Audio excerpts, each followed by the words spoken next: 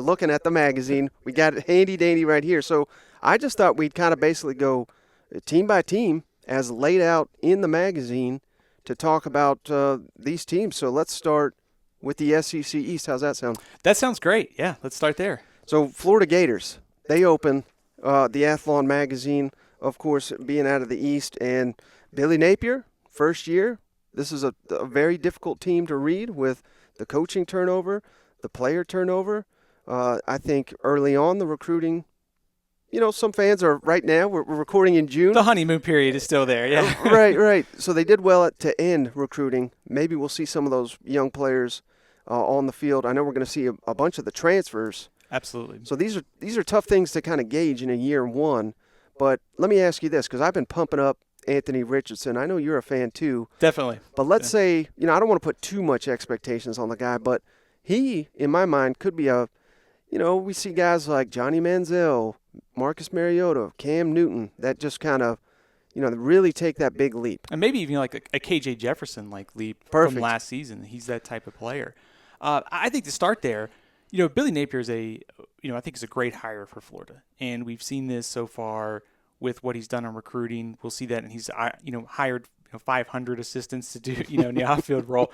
But that's the Georgia-Alabama approach, and it's not going to be an overnight turnaround for Napier of Florida. But Richardson is one of those players that you could see we haven't projected, outside the top 25 in the magazine. But if he has the type of season that, with the potential that he showed in a limited time last year, I think averaged over 8 yards a play. The big plays were there. Mm-hmm. You just want to see the more consistency from game to game, pass to pass consistency, and then the turnovers that we saw out of Florida's passing game last season. So I think there's a lot of untapped potential, and we saw this with Napier at Louisiana.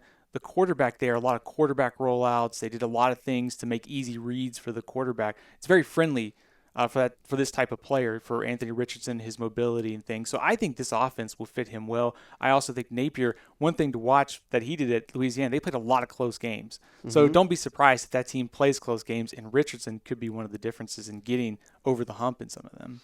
Right, because just the way the roster lays out, it kind of looks like they're going to go ground and pound, which that was their style at Louisiana. They're going to try to help that defense, and then to your point, in these close games, you need a marquee playmaker. That's going to be the difference when they play Kentucky, Tennessee. Many of these teams they're matching up with South Carolina in the East. If he's the difference, that's the difference between winning and losing a game. And let me ask you right out the gate, Utah, because I bet when Florida fans scheduled that, they didn't think, well, we're going to get a top 10 Utah coming into town.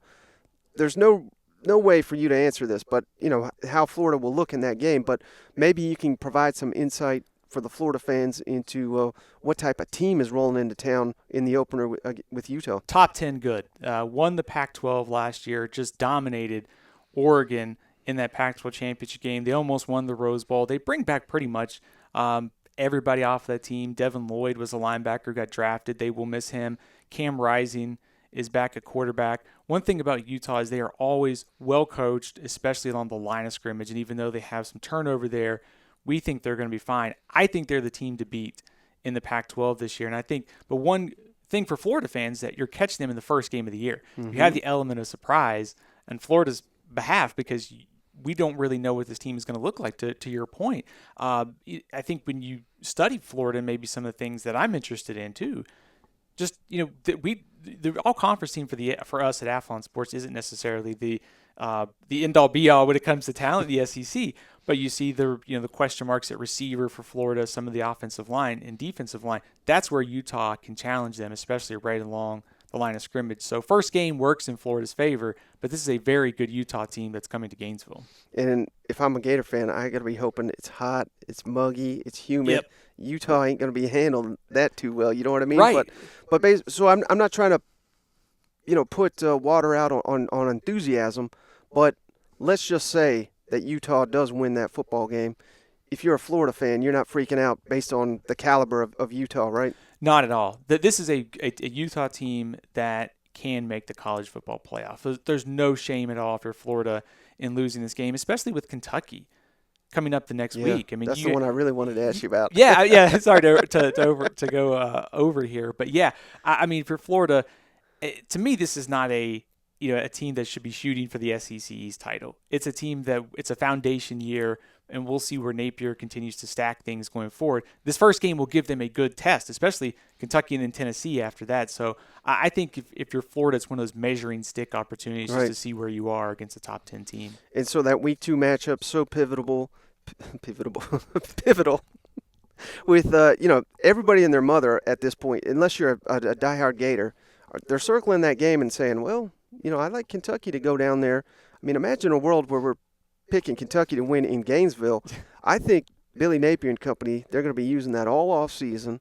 And I think if you just, did a blind test, roster A, roster B, I think most people are going to pick Florida's roster over Kentucky. Now, of course, they got continuity in Lexington and everything they got going for them. I'm not trying to downgrade them, but is it wild to think that there's people, Athlon included, and I know it's not just one game you're going off of here, but you do got Kentucky higher than Florida in your preseason picks.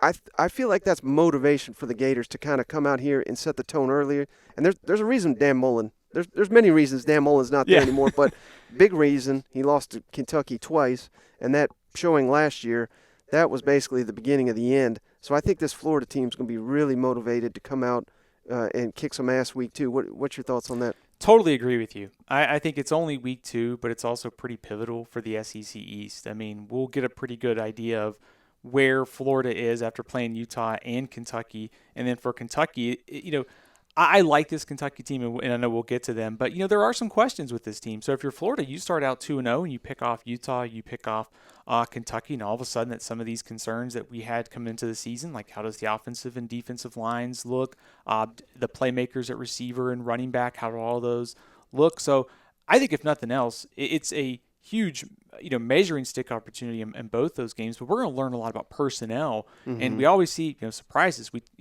Our SEC East standings, Tennessee, Kentucky, and Florida are close together. It wouldn't surprise me if Florida finished second. I think it'd probably be a 5-3, 4-4 type situation. So that second game against Kentucky is going to tell us a lot about the East, I think.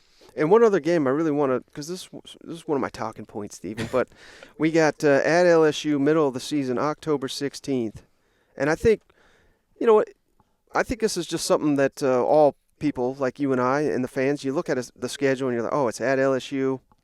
Probably going to lean the Tigers on that one. But the way I look at it, it's no secret. Billy Napier, he wanted that job. And they didn't even really consider him for reasons I can't even get a straight answer out of anybody. So I think this game's a lot more personal to Billy Napier and the Florida Gators. And, hey, I think Brian Kelly's a hell of a coach. But, there's a learning curve in the SEC, and I think he's going to learn real quick in the SEC. Florida, even though this game may be going away when we get rid of divisions, this is a heated rivalry. And I think there's an outstanding chance that Florida wins that football game against LSU this year. What are your thoughts on that? Yeah, I think first of all, there's a lot of toss-up swing games in the middle of the SEC this year. Right. I think it's no secret Georgia and Alabama and Texas A&M are probably going to be everybody's top 3. But it's that middle of the SEC once you get into the Tennessee, Kentucky, Florida, Ole Miss, Arkansas debate. So these type of games, I think, will not only give us some clarity as to who's going to be, kind of emerging out of that pack, but you're absolutely right. I mean, I think the coaching search at LSU, there's no secret that Scott Woodward, likes to go, big game fishing and go out there with big names. So I think that certainly played into it. But Napier's a heck of a hire for Florida. I think when you look at the foundation of what he's done so far, that's the type of approach, especially in recruiting, staff building, that you need to keep up with the Alabama and Georgia. And I think he's off to a good start. And kind of like we've talked about, it's a foundation year. So those type of games, you can pick some of those Kentucky and LSU off. All of a sudden, we haven't projected at 7-5, but 8-4 wouldn't surprise me at all. And finishing in that back half of the top 25. And I just realized I screwed up. I screw up about a dozen times on a podcast. I was looking at 2021. They host LSU, so at Texas A&M though. Right. Well, that's true, but that's a personal one too because of the COVID year. You know what? Yeah. So that should be a hell of a game. But moving on to Georgia.